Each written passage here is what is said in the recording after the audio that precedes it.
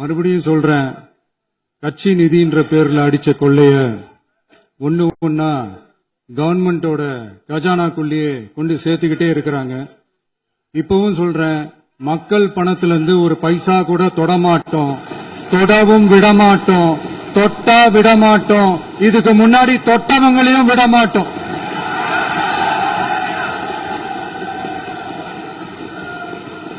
ஒவ்வொரு ஊழலா வெளியில வரும் போலயே, ஒவ்வொரு வேஷமா கலைஞ்சிரும் போலயே இங்க இருக்கிற நிறைய பேரு நடுங்கி போய் இதுல நம்ம மேல அவதூறு வேற. இப்ப புதுசா ஒரு வெப்பன் ஒண்ணு கொண்டு வந்திருக்காங்க. அது என்ன தெரியுமா? அவங்க தயவால தான் நம்ம ஆட்சி நடக்குதான்.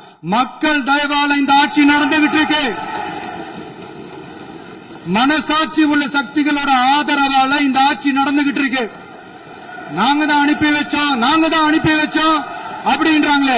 அனுப்பி வச்சவங்களுக்கு மினிஸ்ட்ரியில இடம் கொடுத்தா ஏன் கதறீங்க? ஏன் இவ்வளவு கோவம்? ஏன் இவ்வளவு கதறல்ஸ்? இதுல இன்னொரு முக்கியமான விஷயம், மார்க்சிஸ்ட் கம்யூனிஸ்ட் கட்சி நமக்கு ஆதரவு கொடுத்தது சுயேட்சையா எடுத்த முடிவுன்னு சொல்றாங்க. அதே மாதிரி இந்திய கம்யூனிஸ்ட் கட்சி நமக்கு ஆதரவு கொடுத்தது சுயேட்சையா எடுத்த முடிவுன்னு சொல்றாங்க. இதுல எங்க இருந்து நாங்க தான் அனுப்பி வச்சோம், நாங்க தான் அனுப்பி வச்சோம்னா புரியலையே. மக்களுக்கு நல்லா புரியும், எல்லாத்தையும் தெளிவா பார்த்துக்கிட்டு இருக்கிறாங்க.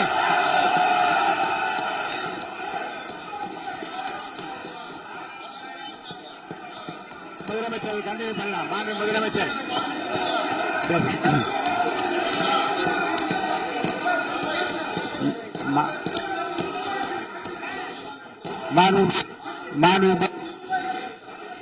முதலமைச்சர் கண்டினியூ பண்ணலாம். நீ கண்டினியூ பண்ணலாம்.